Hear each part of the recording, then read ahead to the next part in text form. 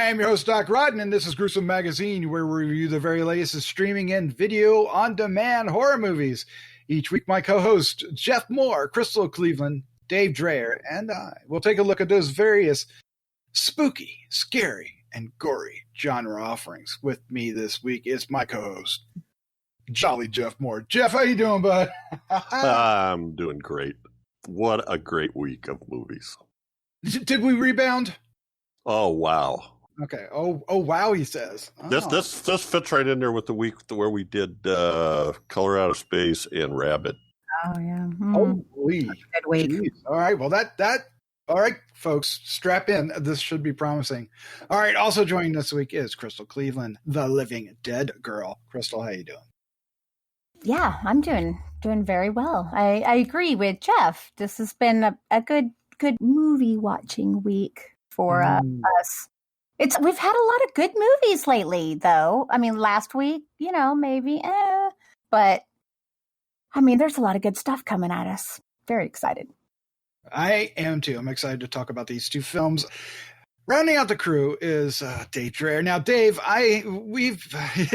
you finally made your way back to the show after a grueling month and a half of a little bit of nightmares there in the workplace, and I think we drowned you in a couple of less than spectacular films. Had a couple rough weeks there. Yeah, I mean they were fun, but they, did we make up for it this week, sir? We did. We're back on track, Doc. You are choosing much more wisely. This is how it rolls, man. It's not a choice; it's a job. They come down to shoot, and we do them. Yes, okay. That's it. It is. We're like, yeah. I'm not going to even touch that. You had me with shoot. Not that shoot. Last week was the poop shoot. This one is a little better. All right. What we do is we take a pair of films each week and we watch them in our humble abodes, and then we gather here on the Gruesome Magazine podcast and we discuss them in a round table type of fashion and give our thoughts and views on what we just saw. Tonight we have a pair of films. I think this is going to be very exciting. The first one is Dreamland from director Bruce McDonald. The cast includes Juliette Lewis, Stephen McHattie, and Henry Rollins. So there you go, a top-notch cast. And it goes on digital and on demand June 5th.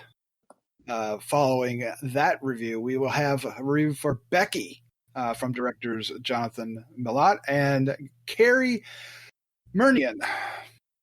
I hope that's how you pronounce his name. The cast includes Joel McHale, Kevin James, and Lulu Wilson, another stellar cast. And this is coming from Quiver Distribution, also on June 5th.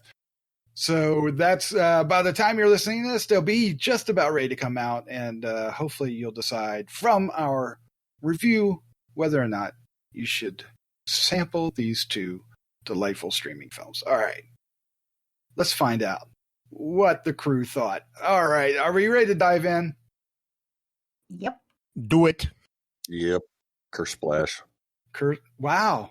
Special effects there. Only here. I'll tell you, that was amazing. Will you get sound effects like that? Picturing Jeff. I learned that on the old Batman TV show. And that worked. All right, up first is Dreamland. This is from director Bruce McDonald, who also directed what, Jeff? Pontypool. And Hellions. And Hellions. Oh, yeah, that's right. I keep forgetting about that one. Again, this comes out June 5th. The cast includes Henry Rollins, Juliette Lewis, and the wonderful Stephen McHattie. On a night of the strangest wedding in history, a grotesque gang boss hires a stone-cold killer to bring him the finger of a fading, drug-addicted jazz legend. A little tongue-tied on that. But let's find out what our first impressions of Dreamland may be. Jeff Mohr, since you are such a huge fan of Bruce McDonald, if you're not, you've given us that impression. What is your first impression of Dreamland? Well, I'm probably not unbiased, but I absolutely love this. I'm really irritated that I didn't get a chance. I was going to rewatch Hellions, but I went ahead and rewatched Pontypool. Oh, and nice. It had been a while. That movie is like 12 years old. So I needed some refreshing. And strangely enough, I don't know why, but I watched all the way through the credits and found this weird little coda, which that sort of hints at this movie.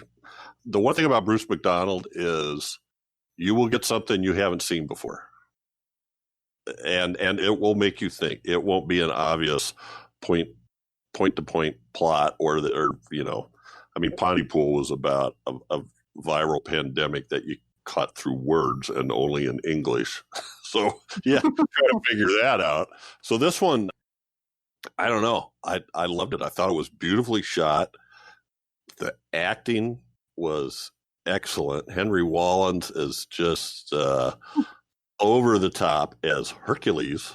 And, it's always interesting to me. One of McHattie's characters is a hitman, and it's always interesting to me. Like you start right off by setting it up, and very first scene, really, he kills 5 people actually. And so not a nice guy.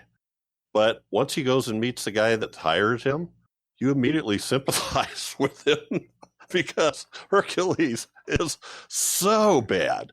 So anyway, lots of great characters. Juliette Lewis plays this crazy countess, and her brother, and I don't know for sure how to pronounce his name, Tomas Lamarcus, plays a vampire, and he's an odd-looking. Well, and he's odd looking anyway because he has, I think I have this right, alopecia, where you lose all your hair. So he kind of is a vampiric looking to begin with. And the character is great. He does a good job. And I didn't realize that until this movie, but then Stephen McHattie, the hitman, who we find out at the very end of the movie, his name is Johnny, has sort of a aide or a ally at the drug place named Lisa, played by Lisa Houle, and it's actually his wife. I did not know. And they were in Pontypool together. Ooh. So anyway, I'm rambling, but I just thought this was beautiful, and the music is what really makes this work, I think, because the story is kind of dreamy. Dreamland's a pretty good title. It's kind of dreamy and surreal and lyrical, and you have this kind of freeform jazz in the score, and then every once in a while it would switch to there's more of a, I don't know what you would call it, Turkish or Arab. I'm not exactly sure where they're at. Maybe when you guys got that geographic location, but I loved it. And he basically goes on this mission to save this girl that was a neighbor of his that's Hercules has now started selling kids. And that's sort of like where the hitman draws the line. That's the line. Yeah, am I mistaken, or did they kind of set this in like an alternate universe? Because it's not quite our universe, is it? Well, I it don't doesn't know. seem like it. There's several places where they, there's places where there's sort of dreams. There's places, and McHattie plays both the heroin addicted trumpet player and the hitman Johnny, and sometimes they kind of cross over. They're like, it's kind of like two sides of the same coin almost. So very interesting. So I don't know if I'm answering your question, but yeah, there's even a place where he goes, "We're in a different world," he says to Lisa, or "We're not in our world," or something. But you could take that any way you want, really. I think. All right. Well, let's see what the rest of the crew think. Dave Dreher, sir, you're up next. What is your first impression of Dreamland? Dreamland. I'm a big fan of Bruce McDonald as well, much like Jeff. And Stephen McHattie can do no wrong. The guy could just read the phone book, and I would be there to watch him do it. This is definitely an odd film, but at the same time, you can't take your eyes off of it. I mean, you really just can't stop watching. It's just so well done and so well acted. I think that the title Dreamland, and I meant to write it down. I didn't. I'm horrible. Jeff, you're always good with this stuff, writing these little things down. But I think my Dreamland might have been the name of the bar where they were in there because a couple times they showed the name. It was in French, the name of the bar, but it seemed to me that it might. I thought the bar looked like it said Al Qaeda. No, it said something like Mirage. It was something like Mirage or something like that. I can't. You'll have to look it up, Jeff. You're very good at this stuff. You should. I'll look it up. Jeff knows. Jeff it stuck in my mind. I took notice that I thought, I wonder if the title comes from because they never mention it. You just see it a couple times when they're like out on the street walking in. It was something La Mirage. And I thought, I wonder if that's the name of the bar is just Dreamland. But anyway, that's neither here nor there. Yeah, it's a crazy little movie. Bruce McDonald kind of has these way of creating these surreal universes. And, this was such an odd mix of almost like 30s and 40s noir. And we got vampires and we got the smooth jazz soundtrack going on in the background. And, basically the whole movie is just Johnny Deadeye's wrestling with his own conscience on what's going to happen with this girl and, how he's going to fix it and keep it from happening. But it's just wonderful. And way over the top performances by Juliette Lewis. And, she just looked like insane in this movie. She just looked like absolute just madness.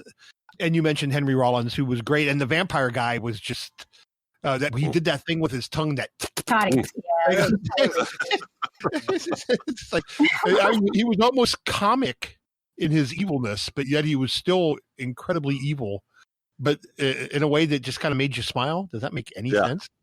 But this is a weird mishmash of a movie that if someone were to come in and talk to you about it, you'd go, what? But when you put it all together, it just works. So this is another big win for both director and star. These two need to continue making movies together for as long as they can. Very, very, very, very much so. Yeah, Stephen McHattie. He, we reviewed Rabid this year. Z, he was in. I believe we've got Come to Daddy maybe in our near future. Hopefully, he's in that. He's like you said, he's always good, and he's usually the highlight of the films, even when he's in smaller roles like Rabid and Z. He's in very supporting roles at the best. He was so good in Pontypool. Oh my God, Grant Mazzy. Yeah. He was. I mean, Grant Mazzy is just. That's a iconic character. But here's a lot of fun because not only does he play the lead, he also plays one of the supporting roles, and that's just fantastic. But we still have Crystal. Crystal, what is your first impression of Dreamland? This movie's so freaking weird. I mean, it's so freaking weird. Like, I was like, what the? Okay. That being said, of course I loved it. I mean, oh, God. Henry Rollins was hilarious. Just absolutely freaking hilarious to me. Like, I think he is super underrated as an actor. I mean, obviously it was over the top. All their performances were a little over the top. And I think he was just perfectly like in sync with this Hercules character. And I really, really, really loved him. And I surprised. I would have told you those words would never come out of my mouth, but yes, there it is. But so honestly, I still don't completely understand what happened in the movie, other than the fact that you have this hitman who actually is also a musician. In my understanding is the two characters are either a split personality or, as like Dave mentioned, he was fighting with his conscience, and maybe that's how he justified what he did, because they both had the black fingernail and it was obviously the same person. It's almost like Hercules, when he was dealing with one, he knew who he was, and then he wanted him to get rid of his other personality. It's just very interesting. It's almost like he was a bad guy trying to make right by not allowing Hercules to sell kids because they don't do that. Oh, so weird. The vampire dude. When they kept calling him the vampire, I was like, well, he's not real. I was like, ooh, he's not really a vampire. Oh, no, No, he walks in and it's ridiculous. Okay, I was like, what? What? Oh, he's like really a vampire. Yes. Weird. It was so weird to me. It almost felt out of place, but not out of place. That's what's so interesting about this movie. I feel like everything feels off just a little bit. And that's what is a little bit unsettling about the movie. There's some amazing moments. Of course, it's shot beautifully. Everyone gave brilliant performances. And it ended on an up note.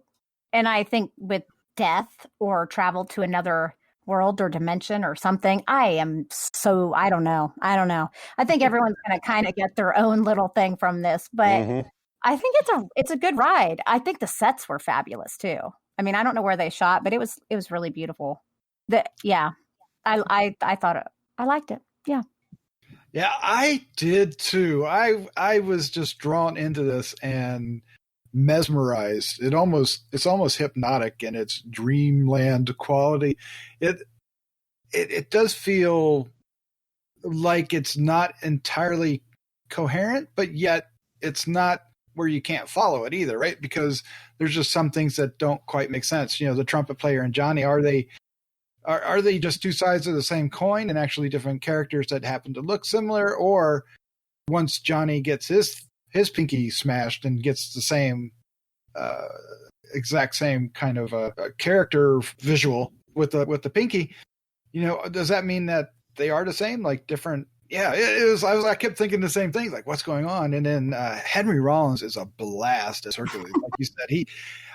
Over the top, sure, but man, when he loses his shit, it is so much fun. And then when he does it really well twice. Once when he finds out that Johnny escapes and he wants Johnny dead, and then the other time is when he realizes that the trumpet player hasn't lost his pinky and that Johnny pulled a fast one, and he's like right in the middle. Why do I only have one? You have 10 and I only have one. It is just so great. And Juliette Lewis is the Countess, who is the sister to the vampire, or the vampire is the brother to the Countess, and she has the greatest feint on camera that I've seen in a while. That was so funny. It's a really interesting film, and you know, Johnny is the bad guy with the heart of gold, right? He's that guy. He's the the Humphrey Bogart character, if you will. Somebody mentioned, the 40s. Yeah, I think that's appropriate too. Yeah, definitely had like a real noir feel to it. It really did. Yeah. He's the Humphrey Bogart character, right? You know, he's a bad guy, but yet, he's got that heart of gold, and you want him to survive. You don't want him to die. You want him to win. You want the girl to be saved, and it's. But at the same time, you don't necessarily. Hercules is a fun character that you love to hate, right? He is so much fun, and Henry Rollins just really. I thought it sizzled when the two of them were together, Stephen McHattie and Henry Rollins, because they were just so. Somehow, Henry Rollins is very imposing. And somehow Stephen McHattie makes it believable that he can stand up to him, right? When they're face to face, and it's like, how does that happen? How is this a thing? Because it is uneven visually, but yet it works. Yeah. It's the horror isn't. We talk about this a lot, and Jeff hates it every time we do it. But it's there is horror elements. Obviously, there's a vampire in it, and there is a lot of blood and a lot of. But it's a really interesting blend of a lot of genres, and it shouldn't work. It should not work, but yet it does. I think that's a good way to describe it, because it could have gone horribly wrong. It really could have. Oof. Somehow. Well, Jeff's jump on that a little bit, and what went right? What's an element that went right that you're surprised went right? Is outside of like a vampire, suddenly there's a vampire, but there's all these other things, like there's a hit squad full of kids, right? Yes. There's all kinds of things. Yes. Juliette Lewis feels like she's out of a different movie, but yet it works, right? Well, she and her brother, the vampire, are a perfect pair. They seem like they come from the same family. That's true. That's true. I don't know. I think there's this awesome scene in. As the trumpet player, he's basically this heroin addict on the nod, like in every scene. It seemed like he could barely get full words out, and then they're great. The things he says. It doesn't seem like that should work, but it does. I love the scene in the shop when he goes in to get his trumpet, and he's got the gun. Cool. That's a great scene too. So I don't know. I'd say most of it. I mean, there's an awful lot of it. The final scene at the wedding. Really? Should that work? I don't know. It's just all over the place. And there's all these despicable people in one place. It's like every pedophile, drug addict, mass killer in this room at once, and it's all white. That's what made it so pretty, too. Yeah. Let's just state that he's talking about the room there. Well, yeah. I meant the room and most of the costumes, although Juliette Lewis is wearing this blood red gown with roses in her hair, red roses, as the countess and the host of the wedding. Anyway, no, everybody's dressed in white. All the tables are white. Stephen McHattie is in black. Mm-hmm. And there's some tuxedos and stuff too. So it's not like that, but that's the impression you get. It's just, you're in this sea of the color white.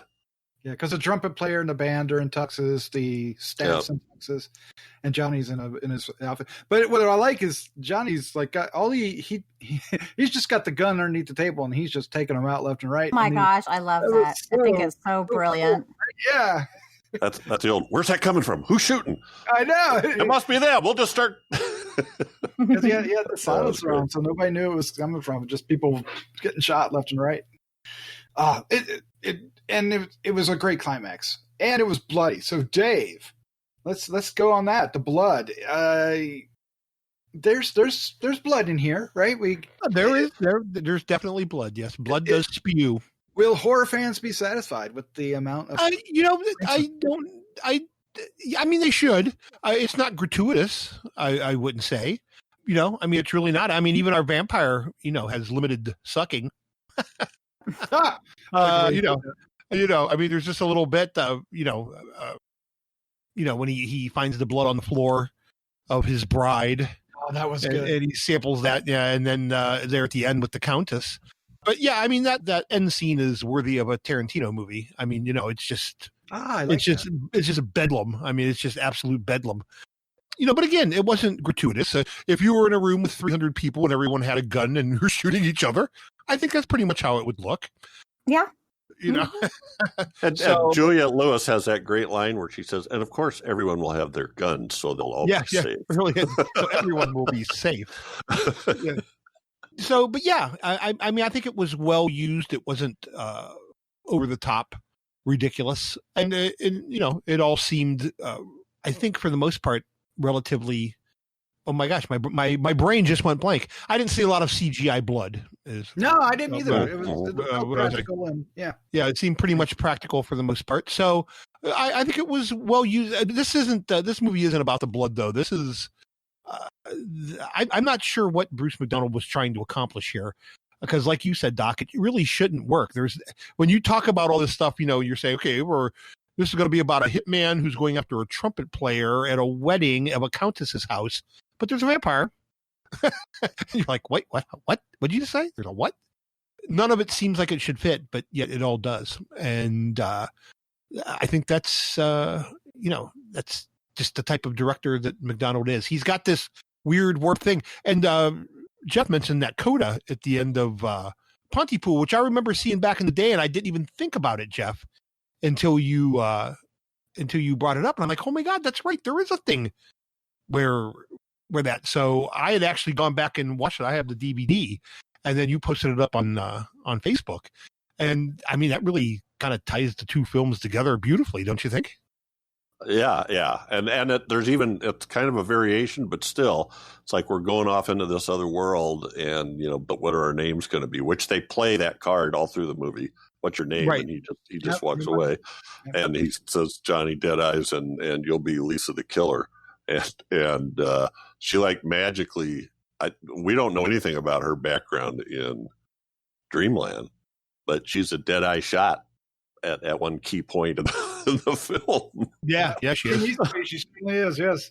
Another thing that makes this thing work is the dialogue. The dialogue is just brilliant. The writers, Tony Burgess and Patrick Whistler, they did a great job. Like at one point, Johnny goes in and he wants to save the girl, and he wants the prize for the finger.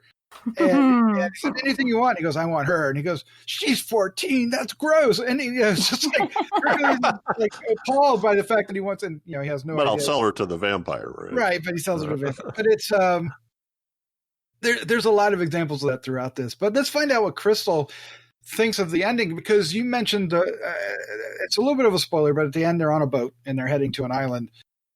Yeah.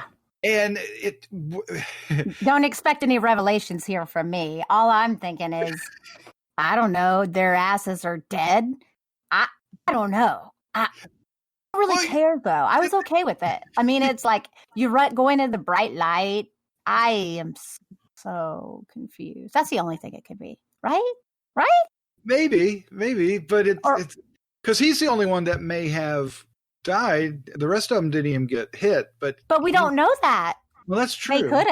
They could have, and we don't know that. I mean, it was a bloodbath. Let's just say this was like a red wedding. When you say red wedding, it was a red wedding because they started shooting everywhere. And so they just happened. Yeah, they just happened to make it out okay. You're assuming that because they walked out of there, but did they? Did they? They woke him up too. Remember, he was dead. And they woke him up. So maybe it was the souls. Okay, I'm getting way too deep here. See, I tried not to think that hard about this movie and just enjoy it. But going all metaphysical, huh? But I can tell you that's probably what he meant by that. I mean, if I really want to get into it, I could dissect this. But I think they're all dead. And they went and they woke his soul or spirit or whatever you want to call that. And then they all went off into the great white wilderness of the bright light. Into another world. Yeah. He said he just wanted to be somewhere beautiful, remember? Yeah, and that's where he's going. So yeah.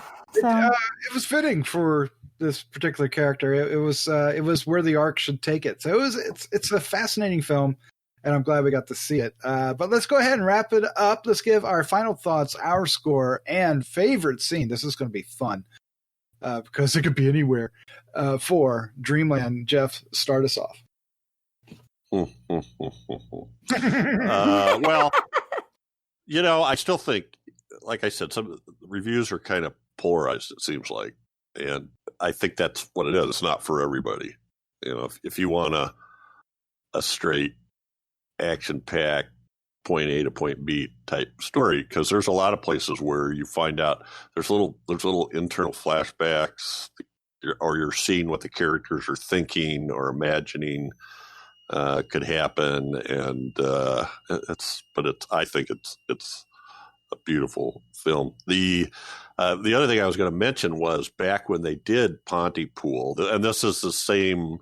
The co-writer for this one is the same one that wrote Pontypool, both the novel and the screenplay. Oh, nice.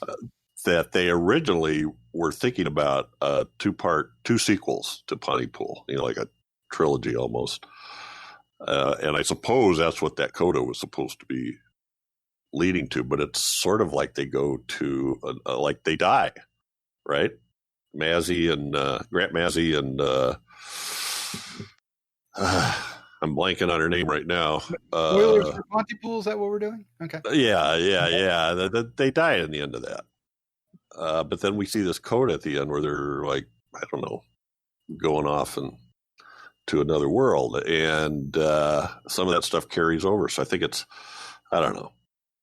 I just loved it. So I'm giving this a 4.5. And my favorite scene. I was having a really hard time with this, but you know what? I'm going to take the one I already mentioned. I'm going to take the scene in the pawn shop when he goes in to get his when the trumpet player goes in to get his the maestro, because we never find out his name either. Goes in to get his old trumpet. I just thought that was great. It was so loaded with content and looks and innuendos, and then in the end, he just walks away. Anyway, I like that those characters circled back around as well. I'm glad that. Yes. That was useful as well. All right, well, Dave, sir, what is your final thoughts, your score, and favorite scene for Dreamland? Well, I think we've pretty well established that this movie definitely isn't for everyone, and it certainly can't be pigeonholed into a genre. There are horror elements, there are film noir elements, there are a thousand different things that this is, but it's all good, which is important to note. You just got to kind of latch on for the ride and just kind of let it take you. Don't question too many things. Yeah. Just kind of go on along. This kind of reminds me of again, brain farting again, but it kind of reminds me of like 10 years from now, we're going to look back on this and realize that this is a masterpiece. I don't think this is the end of this whole saga that's going on here. It kind of reminded me like how at the end of Split, all of a sudden, we found out, that the whole movie tied into another movie, and then another movie comes along that kind of brings them all together. And it's kind of got the feel of this to me. I think Pontypool and now this, and then maybe another film down the line might tell a whole complete tale of Stephen McHattie's character. Maybe that would be cool. Maybe, potentially there. We'll have to wait and see what they have in mind. Favorite scene, I'm going to have to go with, I just love the whole scene with the little kid assassin squad. Yes! How they were standing so on the corners, weird. dressed to the nines with the ties and the whole thing. It was just also weird and surreal, and they were just like so freaking violent. I mean, they were just like little aliens. And I just like the whole setup, how it played out. They look innocent and no big deal, and then you realize, oh my God, no, these little bastards are evil as shit. And Did it remind you of the Village of the Damned? They reminded me of like the Village of the Damned kids. Something about them in the suits. Yeah, with the suits, it was all just so weird. But I just like the whole setup, how it played out, and and we end up with the whole scene in the car and that whole thing. The whole thing just went together beautifully. So I'm going to go with that for my favorite scene. And I'm going to give this, and actually the more we're talking about it, the more I'm liking it. Yeah, I'm going to give it a 3.75, but with a couple different viewings, that could become a 4 or over for me. But today it's a 3.75. 3.75. So let me throw this in too, because that's one of the reasons I watched it twice was because the first time I watched Hellions, there was a couple things in it that just irritated the hell out of me. And it's one of those movies that the more I watched it, the more I liked it. I had to do a review for that one. So I think that's something. I didn't have to do a review. That was before Gruesome magazine. I think I did. Did you do for HNN? Yeah, Horners.net. Yeah.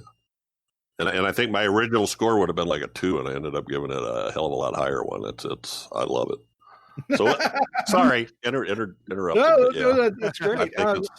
I think that's a good point, because if you are on the fence about this movie, I think we're all going to agree that you should maybe give it a second shot and see if that I don't think you're going to be alone in that a second viewing kind of reinforces this particular film. But let's find out what Crystal thought. Crystal, what is your final thoughts, your score, and your favorite scene for Dreamland? Yeah, I think definitely I'm totally in agreement with the second watch. Even though I didn't have to give it a second watch to know that I loved it, like I said, it's really, really weird. And I think it's just going to take some time for it to set in for most people. unless you know what you're going to get yourself into. Okay, obviously, I say you should give it a second watch, so that means I think you should watch it the first time as well. Well, yeah. There's a lot of good scenes here, but really, I know we've talked about it, but I don't care. It is just my favorite when he is shooting from under the table. It's so well done. It looks so cool. He seems like such a kick butt person. I just like that he showed a lot of power in that scene, and it kind of was sexy in a way because he's just like pink tink, pink pink, pew pew pew pew. You're dead. You're dead. So I really love that. It's ridiculous. It's silly, but I got off on that. And I'm going to give it a 3.5. 3.5. I kind of feel almost like I should bump it up, but that's what I wrote down. So yeah, the more I think about it, I feel the same. Like maybe I should do more, but I'm going to just stick with that for now. But know that it's very good, and I think you should watch it. All right. Yeah, I was, like I said, I was mesmerized by this film. It hypnotized me. It won me over. I was drawn into the bizarre characters and this weird twining of all their stories, how they were woven together, but they didn't make sense, but yet it was beautiful in the end when it was all together. And Stephen McHattie is fantastic. Henry Rollins as Hercules may be my favorite villain of the year. He's just so fun. He's funny. He's a badass, and he's imposing. It's really, really great. And there's also, the vampire who is even more imposing than him, and that makes the Hercules character that much better. Like you said, he's a bad guy with a heart of gold because you want him to save the kids. That's a great motivation to like this movie because you're in it, right? You're rooting for him, so you're invested. Not every film gets that. Dreamland nails that particular element, and the performances, of course, help in a huge way. I'm going to give this a 4. It's a solid 4. Nice. And I kind of want to give it more. Like Dave said, the more we talk about it, the more I'm kind of falling even more head over heels for it. It's really a lot of fun. Mohr gave it 4.5. So if you want to give it more. Wow. Yeah, there you go. Sorry. You're so funny. My favorite scene is it's kind of hard not to lean towards some of the the more actiony or shocking scenes like the finale, but one of the more funny parts because this is at times a comedy. It's very funny at times. Stephen McHattie's character, Johnny Deadeyes, has just kind of shot up the joint and run off with the girl. And Hercules is totally pissed off because now the bride of the vampire is missing and he's trying to figure out how to get a new bride. And what does he do? And it's not long before the vampire shows up. And when his entrance, the whole thing, like Dave was saying, it's like, or was it you, Crystal? Like, is it really going to be a vampire? Is it really? Yeah. That's so weird. I wasn't ready. But he just comes strolling in. He owns the joint as soon as he steps in. But when you can see that the Hercules is appalled by him, and it's just so funny. He's not intimidated by him; he's just appalled. It's just like you're a disgusting vampire, and it's kind of ew. Yeah, exactly. And it's like he's got these faces that are like like he's smelling a wet fart. It's just hilarious, and it's just I could watch that scene over and over again. And it ends, and I think somebody else mentioned this with the vampire tasting the blood and realizing that she's not dead, and putting on the initiating the chase where they try to get the girl back. But it's it's a weird moment. It's right in the middle of the film. It's really great. Again, the more I talk about it, the more I fall in love with this film. I can't recommend this movie enough. Dreamland. What a fun film. We're all about fun. All about fun. All right. Well, if we're about fun, let's talk about our next film, Becky. You want fun? You want to watch Becky. You'll find out why here shortly. All right. It is directed by Jonathan Milott. Milott or Milott, either way, and Cary Murnion. The cast is Joel McHale, Kevin James. Kevin James is the bad guy. And Lulu Wilson. Lulu Wilson, of course, is Becky. It's coming from Quiver Distribution on June 5th. And the synopsis goes as follows. A teenager's weekend at a lake house with her father takes a turn for the worse when a group of convicts wreak havoc on their lives. That's pretty accurate. Another way of saying it is Home Alone. Yes, I was thinking the same. Part 17. And when he goes wild. Oh man. Becky's got it going on. Let's find out what the crew think. Crystal, you're up first. What's your first impression of Becky? So, oh my God, I loved this movie. I feel like Becky is my spirit animal, and I completely support her in every way possible. She is really, it's actually kind of sad when you really start to think about it instead of just enjoying the story, but she's a child, 14-year-old, roughly teenager who has lost her mother to cancer, and her father is taking her to, I guess, the cabin home that they shared with her, and her soon-to-be new stepmother, who she clearly doesn't like, and little maybe future stepson. And like I said, some convicts come, and basically this kid just pwns them. And there's a lot of creative kills here, a lot of fun kills. The actress just did amazing. I feel like you could really see what she was thinking, and she was doing a phenomenal job with the character. I mean, I love Joel McHale. I mean, I know I've said that before, and I'm like, oh, but he was fabulous here. He was a straight character, nothing too crazy or over the top with his. But I've got to be honest, I did not recognize Kevin James.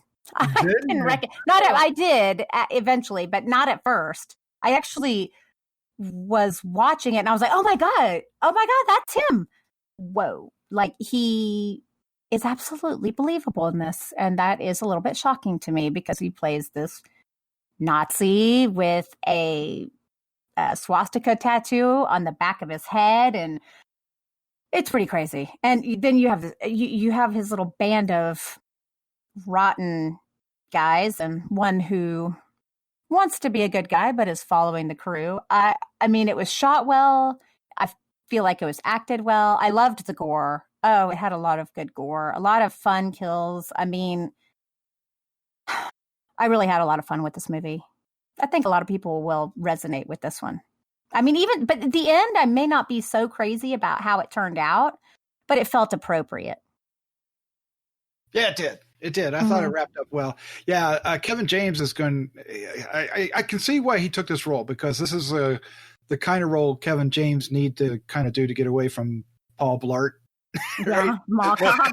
Yeah, and Lulu Wilson, for those who may be listening, going, that name sounds familiar. She's a little horror starlet. She's been a Ouija, Origin of Evil, Annabelle Creation, and recently The Haunting of Hill House, when she was young Shirley, and others, but those are the ones that stand out. So you'll recognize her, and she is growing into a very fine actress, and this is a promising role for her to show off her chops, and I'm excited to see where it goes next. But let's find out what the rest of the crew think. Dave, Dreher, I'm particularly interested, sir, to hear what you have to think about this one. What is your first impression of Becky?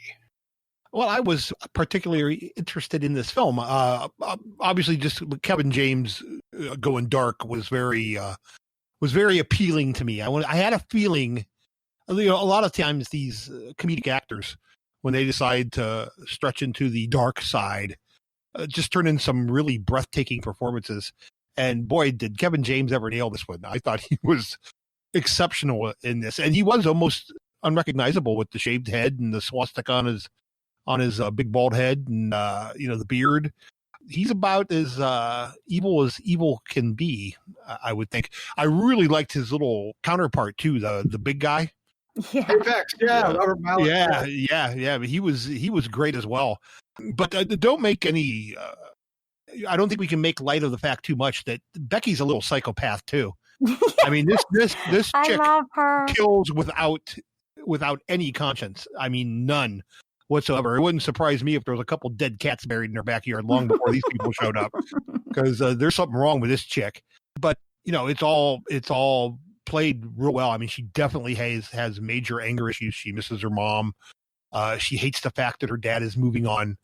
And all that rage plays into. I mean, did these guys pick a bad time to show up at the house or what? Talk about bad timing. Definitely it. But I mean, there's really not much to dislike about this movie. The performances are top notch. The story is fantastic. There is definitely that Home Alone piece to it, obviously with a much again darker and more evil side to it.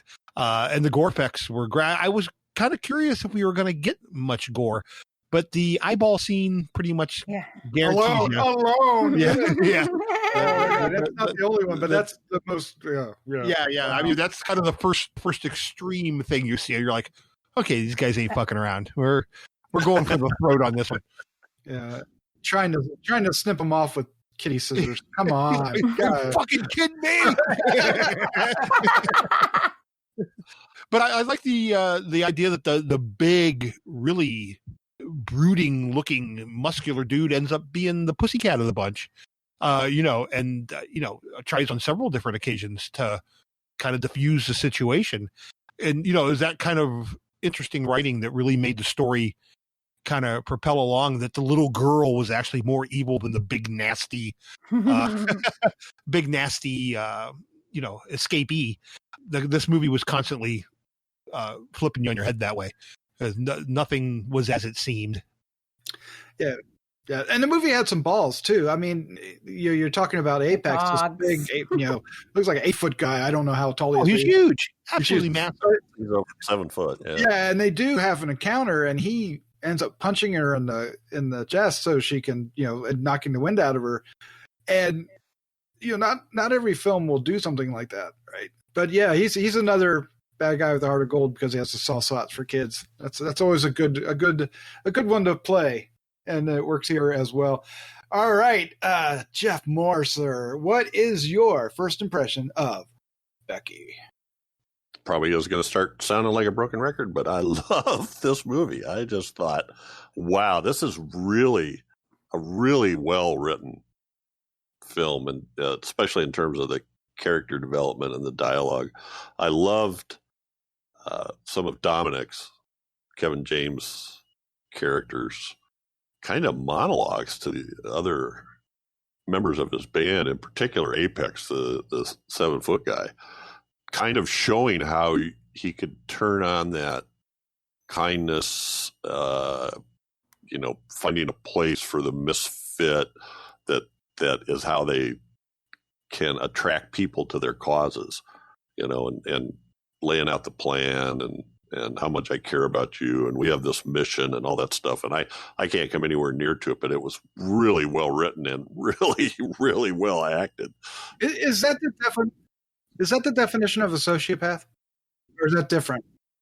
I think he has I don't think he's smart enough to be a sociopath. Okay. He underestimated her, and the moment he looked at her, he should have been able to see that this was not a girl that you should have messed with. Because he's like Manson in that way, right? He manipulates all these people. Right. Sociopath will know, he'll know. Sorry. And I'm with you too on Lulu Wilson. She did a great job, because at the beginning of the movie, I really disliked her and thought, what a brat. And I thought of Crystal when what do you mean by that? Well, when she takes somebody out, and she and I are always saying, what is wrong with these people? When you got them down, you got to finish them off. You don't knock them down and then run, because they're going to get you. Yep. And boy, oh boy, does she finish them off! Oh my God. The scenes that she's in, where she's in that violent rage, could easily have gone wrong, but she is so good at it. That's kind of scary. I was actually wondering about her parents letting her. I guess she's getting old enough now, but her parents let her act in this thing. She's like, what, 14 when this was filmed, probably. Anyway, great stuff. So I don't have a lot. Oh, I was going to mention the woman that plays Kayla, the new who's going to be the stepmom, Amanda Brugel. I've seen her in. She was in A Handmaid's Tale. She plays one of the Marthas in the house where the lead stays, which is the people that kind of run the household and do the cooking and all that stuff. And she's good in that too. And I liked that they gave her a bigger part. They didn't just have her sit on the couch cowered with her little boy. You know, there was more to her than that. Yeah, when she's got again, you were talking about the dialogue between Dominic and characters, and his dialogue between Dominic and Kayla is tense. It's tense. Yeah, well, she's in his term, she's a mongrel, you know, so she's not worthy of. She needs to know her place. Yeah.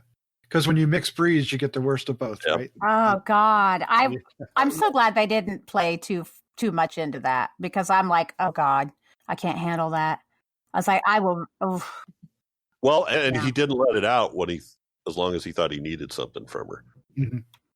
It wasn't until she pushed him, and you know. Anyway, I thought it was great. The other thing I liked a lot was as Becky is going through this and trying to, you know.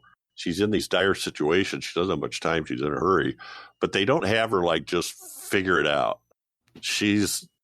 There's a couple of scenes where she's looking for ideas. She's going from one thing to another, grabbing stuff, and you could see it. You know, you could see the thinking, and it was much more realistic than just, oh, here's what I'm going to do. You know, so I liked all that stuff, and there's some excellent effects in this. Yep. Tape up some sharpened color pencils, and wow, you can really do some damage. That was amazing. I thought Dominic was a ticking time bomb. You know, it was. I mean, obviously that's the character he was, but every time he's talking to somebody, you don't know if he's just going to have a conversation or if he's going to explode and do something wacky. So anytime you get these close up exchanges, it's just like, what's going to happen? And I love that, because that there's a lot of risk in this film with casting and the character of Becky herself and what they're trying to do, and the situation, and having, you know, the Dominic character be the background that he has. You know, there's so much that could have gone wrong if Kevin James didn't live up to the potential to do this character. It would have been just laughable, right? But yes, no, he does it, man. He does it so well. It's such a remarkable performance from him. It'll be interesting to see where he goes next, or if he gets another chance like this. I hope he does get recognized and gets an opportunity. Joel McHale is Joel McHale. He's perfect as the dad, Jeff, but he doesn't really get an opportunity to shine here. But that's not really what his character needed to do. He's fine. I think it reminded me of The Lodge a little bit. This father that is so clueless, he doesn't, you know, he's springing this stuff on the girl. Yeah, she is out of line, but still. Well, and I guess we don't know how much time they've spent trying to get her acclimated before that, but. Well, I mean, they do establish that she's definitely been in a rough patch since her mom died, and they've been struggling, and you could see it in his eyes that this was a way to patch it up, even though he's terribly wrong about it. But even Apex has the supporting bad guy has a character arc in this. Really, really fascinating. If you can't figure it out, I really love this film. I was kind of, I was hopeful, because I said, wow, this really is good. It had a really good trailer. The promotional art was very intriguing. The casting choices were interesting. But I was like, at the same time, I was like, this could go horribly wrong at the same time. But no, this went all right, all different ways, and I absolutely adored this.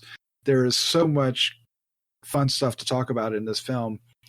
And there will be some people that, obviously won't like it because of the context and the content, but I think most horror fans will enjoy this. You know, it's a home invasion film. It's in that category. If you are if you're one that likes to put things in categories, it's in the home invasion thing. But it gets bloody, it gets gnarly, and it is incredibly satisfying. And I loved it. We loved it. We loved it. So, Crystal, is there a character moment for any one of our main characters that stood out as a shock or a surprise or just a rewarding moment? Well, I think the dogs gave an excellent performance. The But something else I should mention, I know that is a huge trigger for a lot of people. A dog dies, only one of them. So, but he does, and I know for a lot of people that's their line. They're like, nope, don't kill the dog, you know. But yeah, and they kill some little kids too, some cute little children. Yeah, innocent little ones. But yeah, sorry, just for trigger. But the wrestler dude, the big tall guy, I don't know. I was a little shocked when he's like, okay, I don't want to hurt the kids anymore. I was shocked when he actually found I keep wanting to call her the stepmother, but the soon to be stepmother and stepbrother, and told them to go out the side door. I was like, oh, okay. That's interesting. I think he was just over all of that, and he was a redeeming character. But I loved her more, and I totally appreciate what she did, and I would have done the same thing because he cannot be trusted. Nope. Nope. I would imagine you like Becky going, I want to hurt you really bad. Yes, of course. I was like, yes, girl, yes. But I was so concerned because, okay, like her, I'm a little person. So I always think of like, okay, this is going to show how messed up I am. But like in different places, I'm like, what could I use as a weapon to kill someone right now? Just in case something went down, you got to be prepared. I mean, if I get overpowered, that's it for me. There's no chance for me. So, and she's the same way. I really appreciated how she knows that. She understood that. And yeah, she's a psychopath. She unfortunately is truly a psychopath, I think. I don't think she has much empathy, because the way she treated the soon to be stepmother, like I would never want to hurt someone like that. But she did go to save him. I don't know. She's an interesting character. I'd like to see. It's complex. Yeah. She's a 15-year-old complex character. It's great. I'd like to see Becky too. Yeah, I would like to see Unchained. Yes, an 18-year-old Becky and then a 22-year-old Becky. You know, we want what's that director? It does like, you know, the families every 5 years. Films. We need to do that with Becky. So, all right. So we talked about, or maybe there's a new version of Dexter called Becky. There you go. There you go. She could definitely go in that direction, but I think she would be more like a John Wick kind of loose cannon. Yeah. Speaking of dogs, we talked about the eyeball scene, and there are some really fun, gory scenes. There's some nice deaths, maybe with a boat, maybe with pencils and sharpeners and stuff. But Dave, there's a particularly gruesome one. I won't say who gets it, but with a car tire. That I was actually surprised they went that far with it. Yeah, I was too. They lingered on that the final shot, the remnants, if you will. But it was so good. Wasn't it a lawnmower? I thought that was a lawnmower. Oh, it was the lawnmower. Yeah, that was the lawnmower. Right. I thought it was a 3-wheeler or something. Yeah. No, it was on the back. It had like a lawnmower. No, he was pulling a lawnmower deck on that. Yeah. Okay. So it was a lawnmower that did the trick, but the tire went first. But anyway, yes, you're right, Crystal. So, Dave, I want you to speak to the gore, and also, is Dominic a bad guy that deserves to be recognized as one of the better bad guys of the year? Oh, so far, I think absolutely. By far, he is. But I don't know, Becky. I think Becky might be a better bad person. Oh, there you go. Yeah. Yeah. So, but Dominic is good. Kevin James plays him to a T. It's amazing how well he did, quite frankly. He's earned some respect from me. And, like you making fun of the Paul Blart, and all the Adam Sandler movies he's been in. He's always kind of been the chubby sidekick. But he's badass in this. He really is. Unfortunately, Becky's just badass here. Badasser. Yeah. So, but yeah, the movie's called Becky for a reason. But the gore effects are great. They're well spaced out. Again, it's not a bloodbath per se, but when we get the blood, it flows freely, and it was creative, like you mentioned in the lake, and I loved her like makeshift, almost jungle warfare like. She was Ramboing up, with her hat yes. too. Yes. What the heck? I couldn't handle it. I was like, "Oh my! Was it a fox or was it a squirrel?" Because he kept calling her squirrel, but I thought it was a fox. Yeah. Could have been a Pokemon. Oh my God. Who knew? I don't know. I want that hat. It all worked. It just all worked on this one. Fires on all cylinders. I think we can safely say that, can we not? I think we can. We can. All right, Jeff. Round us out here with some thoughts. Where does this elevate? It's the genre of.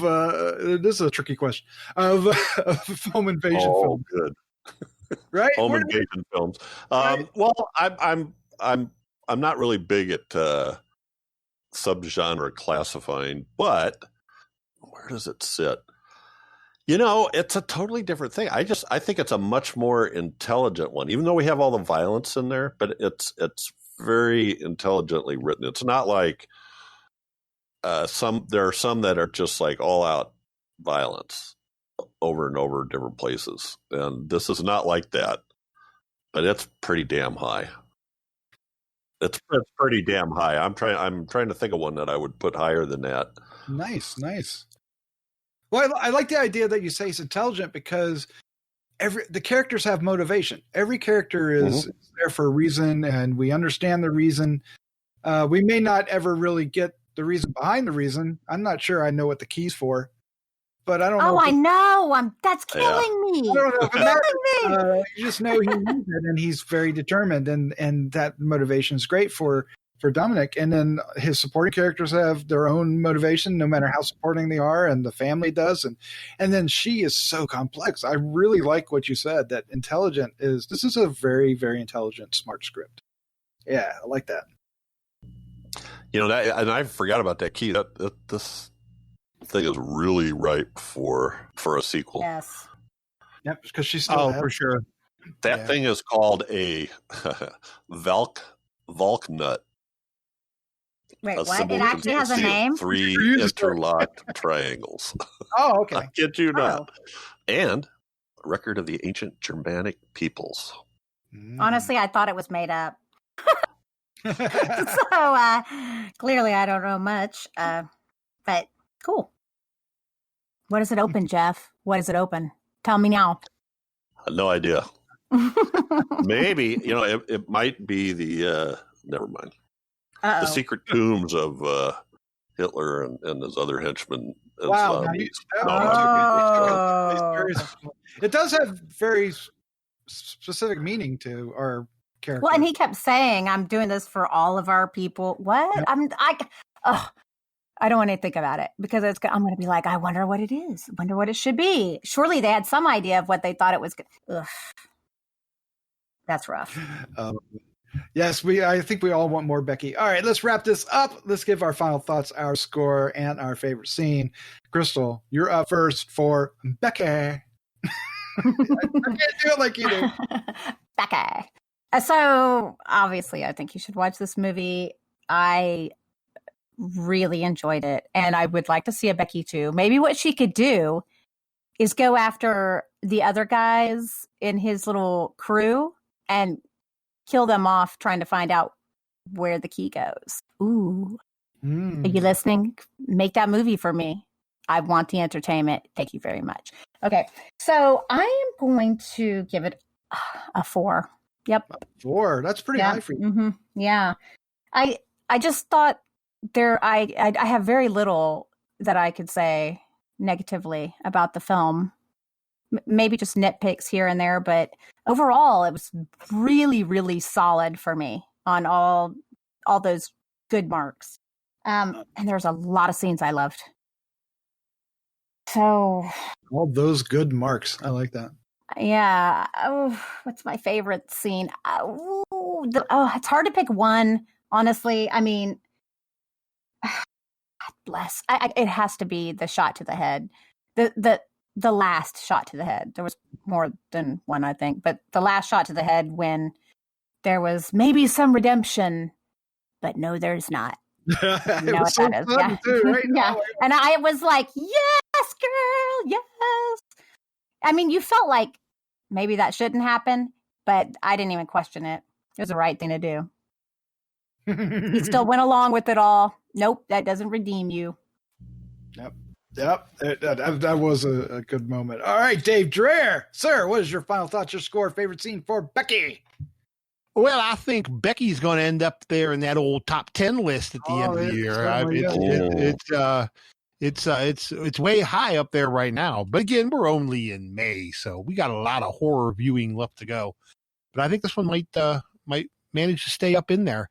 It's strong performances, good gore, great story, just a lot of fun. Doesn't hold back. I think we hit all the high points already. You know, there's really not much else we can say about it. This is one I'd pay to see. I'd love to see this one in the theater, actually. Oh, yeah. Yes, you know? yeah. So, but just, yeah, can't say enough good things about it. Favorite scene? It's easy. It's too easy to go with the gore. We already mentioned the eyeball scene, which is great, and the boat scene, which is great. But one that I really liked, I caught myself smiling too, and there's no blood or gore, but it's the scene when the stepmother kind of tells Dominic what he's up against when she, he says she's a teenager, anger. I can't remember the exact words, and you just killed her only living relative. So basically, you're fucked. Yeah, I had to look at his face. Yeah, and that was just great. It was just she delivered it so deadpan and just perfectly, and I enjoyed that scene a lot. It was very well written and incredibly well performed. Yes, it was. I did. Did you give us a score? Did I miss it? Oh, did I? Maybe I didn't. No. 4.25 for me. 4.25. I like that. All right, Jeff Mohr, sir. What is your final thoughts? Your score, favorite scene for Becky? So, I have my own little scoring thing in my head. And for me, if it's got something extra special about it, it goes to a 4. And like Dreamland, this one has lots of extra special things. Kevin James is such a surprise. And so Lulu Wilson, I mean, she's done great and the other stuff she's in, but nothing would ever expect you to she would be able to do this. And the character arcs and the dialogue and the writing was just so impressive, and the practical effects. So I'm going 4.5 again. I'm thinking top 10 too. So although if I need to actually kind of make a list, because I might have my top 10 already, which isn't going to happen. You got a lot of 4.5s sitting up there. So that favorite scene when the guy in the orange camo is, and this doesn't have gore in it either. When the guy in the orange camo is outside the playhouse, yes, whatever that is, treehouse, and he's trying to convince her to come out, and she's kind of decided. It looks like she's going to surrender. I forget what it is she's doing, but then he says something about the woman and the kid up at the cabin, and refers to them as their mother and brother or something like that. And then Becky looks at this drawing of her and her mother and father and the 2 dogs on the dock, and she realizes the situation she's in, that everybody's gone, right? The father's gone, the mother's and you could just see her jaw set and her resolve lock in, and that's when she decides, fuck this. Yeah, exactly. This is war, and I just love that scene. I thought it was great. I really did love that one too. Yeah, there's a lot going on here, even when it's not the usual gore that we go after. I appreciate that. This movie won me over so hard. I love this movie. The performances are great, like you said. It's really well shot. It's well directed. It's really well written. Dialogue is witty. It's smart, like Jeff said, and that's where I wanted to go, and I couldn't get there. So I'm glad you said that. And I want more people to find this film. I really want to champion this film. This is really going to be difficult not to be in my top 10, if not at near the tippity top. I'm giving it a 4.75. Nice. Woo, I yeah. really Super high. I really like it when somebody gives a higher score. Yes, I really like this film. Yeah, it just really connected in a lot of ways, and I just loved how much of a badass Becky was, and she, she didn't Schwarzenegger it up, right? She didn't grab a bunch of guns, although where she does get a gun, but that's fun. That's fine. But she crafts her own thing. She kind of Home Alones it out in the wild in a believable way. Literally tapes up a handful of sharpened colored pencils and slaughters a guy with it, and it's entirely believable in a great way. It's not the only thing that does the guy in, but there's a lot to it. Right. She takes double tap, times 100. Yeah, favorite scene. There are a lot of obvious choices, but I don't want to go with them because they're in a film like this. It's almost a cheat to go with those, and we haven't. So I'm going to keep that going. One of my favorite scenes was when Kevin James's character Dominic finally corners Becky, Lulu Wilson's Becky, and they're having an exchange. And I love that they went that Dominic sees so much potential in Becky. Oh yeah. And he tries to convince her, look what you've done. There's no going back. Nobody's going to, where you're going to go. Nobody's going to want the murderer in their home, because she's got to, he's telling her all about the system and everything, and that she's going to get lost in it. And, you can almost see her considering it, knowing where she's at. But it was such a complex place for Dominic to be in, because it was half admiration and half desperation, because he kind of felt matched by this little girl. But at the same time, he also had, wow, she'd be a great Robin to my Batman, right? And in a different film, the two of them going off together to figure out what the ski's about would have been an interesting film. It wouldn't have been a bad idea.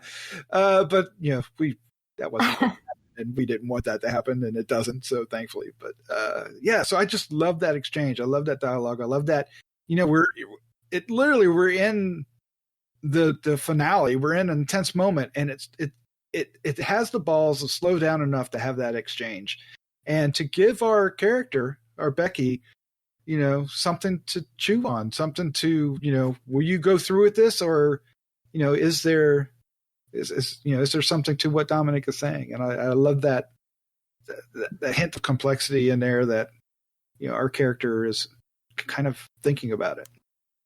It's cool stuff. Great stuff. I love this. Same. Yep. Yeah. Yeah. All right. Well, that's our review for Becky. Okay. That's better. That's pretty good. Thank you. I'll work on it. Oh my God, Becky. Becky is coming out on June 5th, so look for it. I think we're all recommending it highly, highly, highly, from directors Jonathan Milott and Cary Murnion. I think I've pronounced Jonathan's name 3 different ways, so go pick the one. and not one of them correctly. Probably not. That's funny. Just gonna go with it. All right, Dreamland, of course, is the other film we covered. Also, June 5th, from director Bruce McDonald. Check that one out as well. If you'd like to support Gruesome Magazine, there's a great way to do it. All you have to do is spread the word, share the podcast, tell your friends, review it on iTunes. It's free. Just do that, and it will greatly help us out. If you'd like to give us some feedback, we'd love to hear from you. Feedback@gruesomemagazine.com is the way to reach out, or you can find us on our Facebook group, or you can find us over at Gruesome Magazine. Another place you can do it is on Patreon. Yes, we have a Patreon.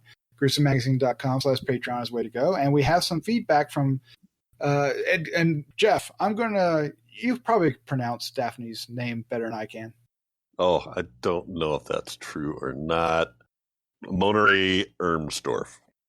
Daphne Mohr Ernstorff. I've pronounced it before, but I feel like I've butchered it. Daphne, I'm so sorry. But anyway, she wrote on our Patreon feed and said she finally watched Monstrum, which we reviewed a few episodes back, and she really liked it. She's already recommending it to friends. She says thanks again, and she is very happy that Dave liked it too. Aw, see, Dave. Aw, Look at that's that. awesome. Daphne's a sweetheart. People care what you think, Dave. I'll That's tell you. awesome. Thank you, And Daphne. Dave's a sweetheart too. Yeah, he is. Well, on that, I want to thank you, Dave, Jeff, Crystal, for joining me tonight. Thanks for having us. Thank you, Yay. Doc. You're welcome. All right, Good let's night, take it. Daphne. Good night, Daphne. Good night, Daph. Yes, good night, Since Daphne. you cared to give us feedback like so many others are going to do right now, right? Now. Sorry, that was weird. Was that too weird And we for you know what kind of woman Crystal is. guys? She's Was that too weird? Did I go too far? I don't know. no. Yeah, no. Good night. Yeah. Good night. Good night.